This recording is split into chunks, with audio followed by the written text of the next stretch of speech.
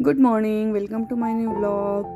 तर संध्याकाळी ना सर्व काम आवरलं होतं, घरामधलं किचनचं पण काम आवरलं होतं, आमची जेवणं पण झाली होती, फक्त पाणी यायचं बाकी होतं. माझ्याकडे ना रात्री 9 वाजता पिण्याचं पाणी येतं, पण मिस्टरांना सिटीमध्ये काम होतं, तर ते बोलले की चला येता का. मग आम्ही दोघी पण गेलो. म्हटलं ठीक आहे, असं त्या पाणी काय आपण रोजच भरतो. असं रिलॅक्स माइंड होतं, सर्व काम आवरलं होतं, सगळं झालेलं होतं, त्यामुळे मग आम्ही पण त्यांच्यासोबत गेलो सिटीमध्ये. रात्री 8:30 वाजता आम्ही निघालो असेल आणि 9, सव्वा 9 वाजता पोहोचलो होतो सिटीमध्ये. ट्रॉफिक तर पुण्यामध्ये भरपूर असते, भरपूर ट्रॉफिक असते.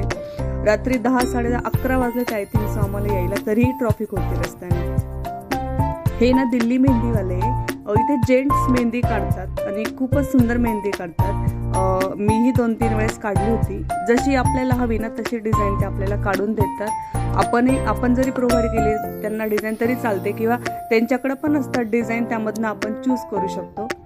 खूप पटकन आणि छान काढतात ते मेहंदी.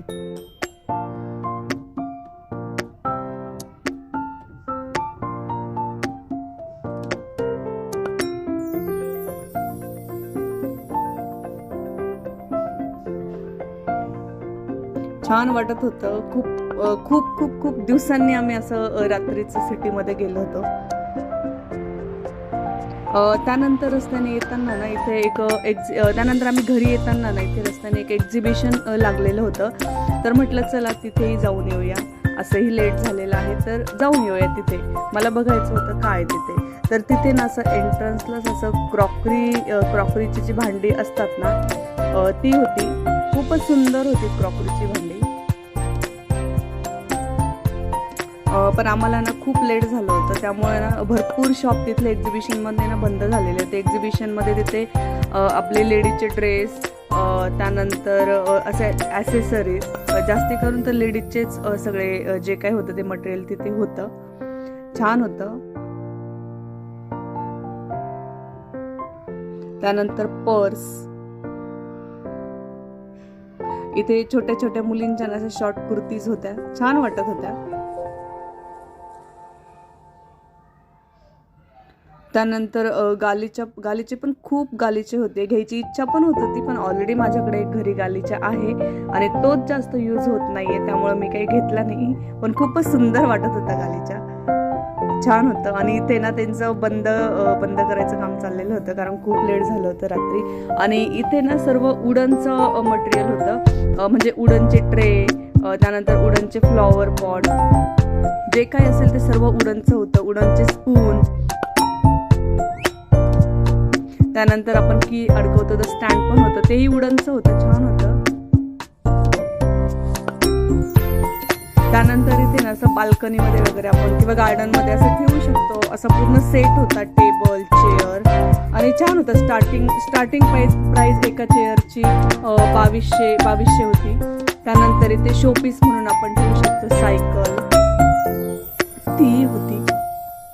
आणि सध्या कसं ना मकर संक्रांत, सध्या हळदी कुंकाचं चाललेलं, म्हणजे हळदी कुंकू आपण करत असतो, तर इथे हळदी कुंकासाठी पण मटेरियल इथे भरपूर होतं. हळदी कुंकासाठी वाण देण्यासाठी लेडीजला.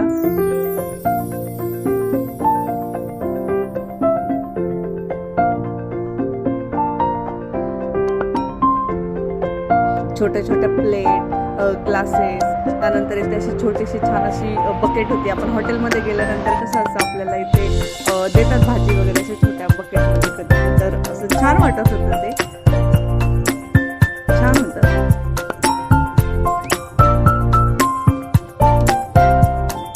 त्यानंतर इथे क्रॉकरीच्या याच्यामध्ये सर्विंग बाउल होते, सूप बाउल होते, त्यानंतर फ्लॉवर पॉट होते, छान होते. आणि क्रॉकरीचे जे भांडे असतात ना ते खूपच हेवी असतात. मी हातामध्ये घेऊन बघितले होते, खूप हेवी होते. घ्यायची इच्छा होत होती पण हेवी होते. आणि माझ्याकडे कसे त्रिशा आहे, त्यामुळे कसं पडलं ना ते लगेच फुटून जाईल, त्यामुळे मी काही घेतलं नाही. पण छान होतं, खूप सुंदर वाटत होतं बघायला पण.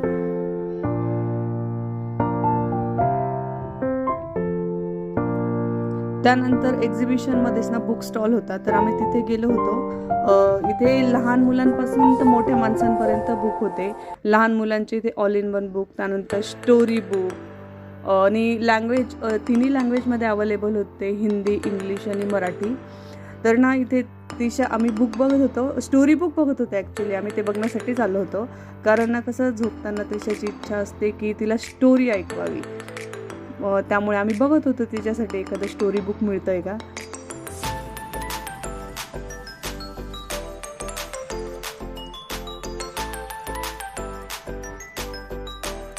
तर असेच नवनवीन ब्लॉग मी तुमच्यासाठी घेऊन येईल, पण त्यासाठी मला तुमच्या सपोर्टची आवश्यकता आहे. So please do like, share and subscribe to my channel.